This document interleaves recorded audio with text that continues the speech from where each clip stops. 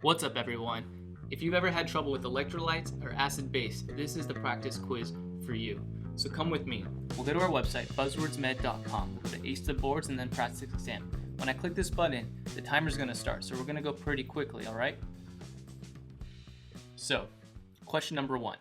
A patient is diagnosed with a hyperactive, calcium-secreting splenic lymphoma, so a malignancy that's secreting calcium. What would you expect her blood calcium and parathyroid levels to be? So is this PTH independent or dependent? That's all the question is asking you. So would the calcium be elevated or decreased? Elevated. And would the PTH be elevated or decreased? Well, in this case, it's independent of PTH. So the feedback loop is actually going to decrease your PTH. So in that case, we're going to have elevated calcium, decreased PTH as our answer. We have a fantastic slide to show you guys here that shows a beautiful diagram of blood parathyroid hormone on the y-axis and blood calcium on the x-axis. I recommend you cement this in your head. You can see that calcium of malignancy has high blood calcium but low PTH. Kidney failure, on the other hand, you'll have a high PTH but low calcium. And then primary hyperparathyroid will be elevated calcium and PTH, which makes sense. And then you have a couple other things kind of within the mid-range of this chart, but I recommend everyone to look at this chart at least once. All right, next question. A patient presents hypokalemic with a potassium of 2.2. 80 milliequivalents of potassium are given, and after 6 hours, her potassium is rechecked, and now it's only 2.3. You expected it to go up by at least 0.8. So what other abnormality are you suspicious of? Is it hyponatremia, hypophosphatemia, hypocalcemia, or hypomagnesemia? So, in someone that has hypokalemia, that's recalcitrant, that is refractory to treatment, you need to think about hypomagnesemia because you need magnesium to help the sodium-potassium ATPase. So if you don't have that, then you cannot funnel potassium into the body. So all the potassium you're giving this person isn't even being absorbed. So if someone has hypokalemia, you need to check their magnesium because they need magnesium replacement as well. So hypomagnesemia is the correct answer there. Next question. A previously healthy gentleman presents with polyuria. Urinalysis is unremarkable other than a low specific gravity. His parents are both deceased, although he recalls his father was often in the hospital for his blood condition. What is the etiology of this patient's condition? So, patient has low specific gravity in his urine, otherwise the only history we get is his father had some type of blood condition. So, answer 1, ADH deficiency or resistance, getting at diabetes insipidus. Autoimmune mediated glomerulonephritis, so you can think about like lupus causing glomerulonephritis, you can think about Goodpasture syndrome. Answer choice number 3, repetitive microinfarcts of the kidney, so repetitive insults into the kidney, that's occlusive. And then 4, excess total body glucose. So this guy is peeing a lot. Diabetics, as we know, can have polyuria as well. So this is a tough question because diabetes insipidus with this story, it could happen. Autoimmune mediated glomerulonephritis, sure, they're not giving you symptoms like pulmonary things with Goodpastures, so maybe less likely. But the key here is the history of the father. So the father has this blood condition, and this guy has an inability to concentrate his urine, and that's commonly seen in those with sickle cell trait. So father probably had sickle cell disease. Kiddo has sickle cell trait, and because of that, he has these repetitive microinfarcts in the kidneys because some areas of the kidneys get really low blood perfusion, really low oxygen PaO2, and therefore are more susceptible to sickling of the red blood cells there. So repetitive microinfarcts of the kidney would be the correct answer here. All right, next problem. Correction of hyponatremia too quickly can theoretically lead to, so low to high, your brain will die, high to low, your brain will blow. So will low to high hyponatremia correction to normal or eutremia, what would that cause? So low hyponatremia correction to a higher hyponatremia correction will be low to high, your brain will die, osmotic demyelination syndrome. All right. Just for the wards, it's typically 6 to 8 milliequivalents every 24 hours is what the correction should be. And look at that, our time is up. We are not done, so we're going to continue. So select all possible etiologies of euvolemic hyponatremia. So I don't know if you've seen our video yet about this, but euvolemic hyponatremia, you need to think about psych and you need to think about endocrine. So psychogenic polydipsia, yes, that can cause euvolemic hyponatremia. Hypothyroidism, yes, that can cause euvolemic hyponatremia. Syndrome of inappropriate ADH, yes, that causes euvolemic hyponatremia. And glucocorticoid deficiency, yes, that does as well. So the 3 endocrine issues and then the psychogenic issue. So that's how you remember euvolemic hyponatremia. The most classic one is SIADH, but you can't forget about these other ones. The physical exam will be benign. You won't have an elevated JVD. They won't look too dry. They'll be euvolemic, but they'll be hyponatremic, and you got to figure it out. So endocrine and psych, don't forget that. All right, select all correct pairings of underlying disorder and acid-base outcome. So, 1, opiate overdose and respiratory acidosis. So do those two things make sense? When someone is overdosed on opiates, they breathe less, right? And because of that, they don't expel their CO2, and therefore respiratory acidosis does kind of make sense. That would be a correct answer. DKA and non-anion gap metabolic acidosis. Does that make sense? No. Remember, DKA leads to a ketoacidosis. That is a high anion gap acidosis. So that would not be the correct answer. So vomiting, metabolic alkalosis. Do you get alkalotic or acidotic when you vomit? That's right, you do get alkalotic. I think about it as you're vomiting a lot of hydrochloric acid, and to make that hydrochloric acid again into your stomach, your cells actually pump out bicarb into your blood, making you alkalotic. So that's how I think about it. So vomiting, yes, can lead to metabolic alkalosis, so that would be correct. Panic disorder and respiratory acidosis. Does that make sense? Well, if someone is having a panic disorder, what are they doing? They're breathing a lot like this, and therefore they're expelling a lot of CO2. Therefore, they would likely have a respiratory alkalosis. So it's the opposite of opiate overdose, which we said does cause a respiratory acidosis. And then aspirin overdose, primary metabolic acidosis and respiratory alkalosis. Does that make sense? Well, yeah, aspirin is one of those funny ones that you need to know that initially can stimulate respiratory drive and cause you to breathe a little faster and therefore causes a respiratory alkalosis. But then also aspirin is salicylic acid and can cause a metabolic acidosis. So it actually causes a mixed picture that we should know. All right, next question. A patient presents with polyuria and polydipsia.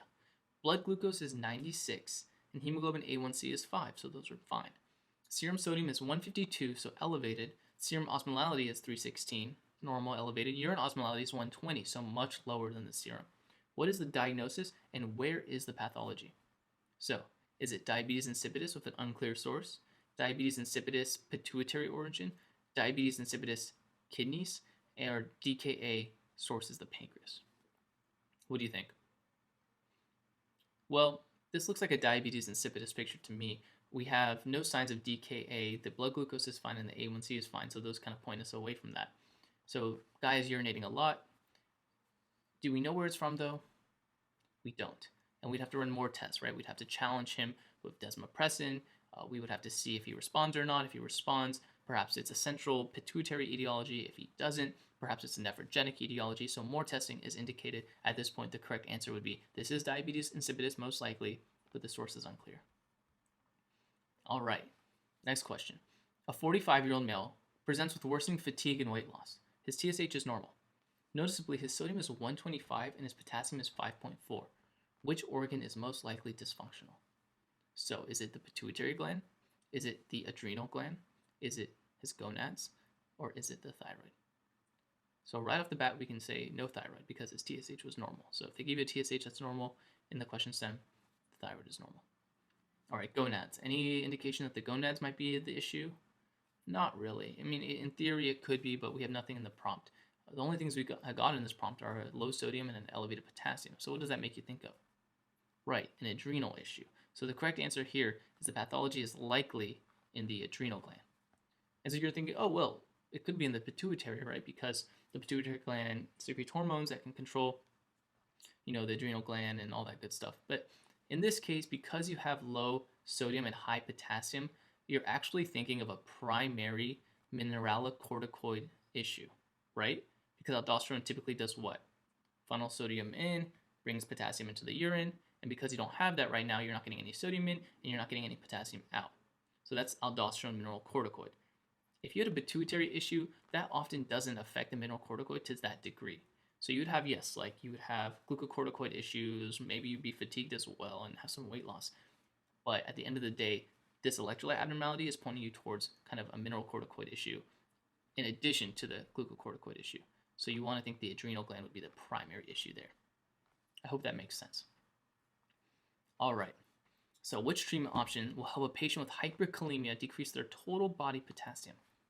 So, answer 1, GI potassium binder. 2, dialysis. 3, diuretics. 4, albuterol. 5, sodium bicarb. And 6, insulin. So which of these decreases your total body potassium. So if a patient came in, they had an AKI, they're just starting to pee again, but their potassium starts going up, up, up, up, up, up, up, and you are the night resident and you get called in. They're asking you, hey, like, we need to get this potassium out. How would you do it? Well, GI potassium binder. Will that decrease their total body potassium? Yes. It'll bind the potassium and it'll let them excrete it, so that's fantastic. Dialysis. Yes, remember that's one of the indications of emergent dialysis is electrolyte abnormality. So hyperkalemia is very dangerous, and therefore dialysis is a fantastic way, if everything else fails, to get the potassium out of their blood. Diuretics. Yes, that's another one. Have the person pee the potassium out. Fantastic. 4. Albuterol. This does not actually decrease their total body potassium. Remember, albuterol is a temporizing measure. So it actually stimulates the beta receptor, and potassium will actually go intracellular, but it doesn't leave the body.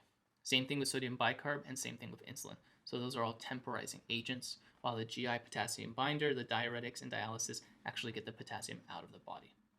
And we have a fantastic chart to show you guys here. So this is kind of the abnormal potassium chart. Shows you all the etiologies of why someone could have abnormal potassium, hyperkalemia. We have crush injury hemolysis, exercise, beta blockers, acidosis, kidney injuries, very common in the hospital, some medications. So this is a beautiful chart to kind of ingrain in your head as to reasons why you would have hyperkalemia. And this little chart right here shows you which temporizing agents work. So we just talked about insulin beta agonists and alkalosis, which was the sodium bicarb. So we have those three things that can help shift potassium temporarily into the cells. And then the things that shift potassium out of the cells are what's stated here: cell lysis, acidosis, exercise, and hyperosmolality. All right. So, next question. Select all possible etiologies of hypervolemic hyponatremia. So remember, we see hyponatremia as hypervolemic, euvolemic, and hypovolemic. We talked about euvolemic in the sense of endocrine and psych. Hypervolemic is 3 things you really need to think about: CHF, nephrotic syndrome, and cirrhosis, where the body water is increased. And the body salt might be increased too, but to not the same degree, and therefore you are hypervolemic and you are relatively hyponatremic. So in this case, the correct answer is nephrotic syndrome, CHF, and cirrhosis. Vomiting diarrhea? No, that can lead to actually hypovolemic hyponatremia, right? Because you're getting all this water out. All right, next question. A gentleman comes in with burns on 40% of his body. So this is a burn question. He weighs 100 kilograms. You remember the Parkland formula is 4 milliliters of fluid multiplied by the percent of the body area burned and the patient's weight in kilograms. So how much fluid would you give him in the first 8 hours? So there are a couple steps to this question. So we multiply 4 milliliters by 40%, and you multiply by 40, not by 0.4, and by his weight, 100 kilograms. And that's going to get you 16,000 milliliters, or 16 liters. So how much fluid would you give him in the first 8 hours? Do you give 24 liters, 16 liters, 8 liters, or 160 liters? So the correct answer here is 8 liters. And you're saying, hey, Bo, you just said 16 liters was answer to the calculation. Well, yes, but the Parkland formula shows that you do the calculation, you get 16 liters, and then half of that is given in the first 8 hours, and half is given in the next 16. So you will give 16 liters over 24 hours, but it's distributed a little unequally. So if we go back to the answer choice, the question was how much fluid would you give in the first 8 hours? And you give half in the first 8 hours, so you give 8 liters. All right, and then the last question today is, a patient is found down and brought to the hospital. On arrival, his EKG is noted to have widening of his QRS. His urine is noted to be dark red as well. The lab is unable to run his blood, but what electrolyte abnormality are you acutely worried about? So a couple of hints here, right? Found down, widening of his QRS, dark red urine. Are we worried about hypokalemia? Are we worried about hypocalcemia acutely? Are we worried about hypokalemia? Are we worried about hyperkalemia? Or are we worried about hypercalcemia? So the correct answer here is hyperkalemia. And we just saw that graph that showed etiologies of hyperkalemia, one of them being crush injury, another being rhabdomyolysis. So in this case, someone's found down. They could very easily have been injured. They could have very easily just had muscle breakdown from being down for so long. You can even make assumptions sometimes of drug use. People that are methamphetamines can also have rhabdo. So because of that, you want to think about hyperkalemia because the cells are breaking down and you have all this potassium rushing into the blood, into the body. The widening of the QRS is also a hint.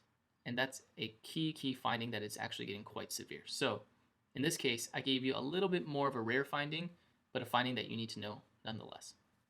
So in summary, found down, widening of the QRS and dark red urine, also potentially a sign of rhabdo, think hyperkalemia. And we'll go back to that chart real quick. Crush injury, hemolysis.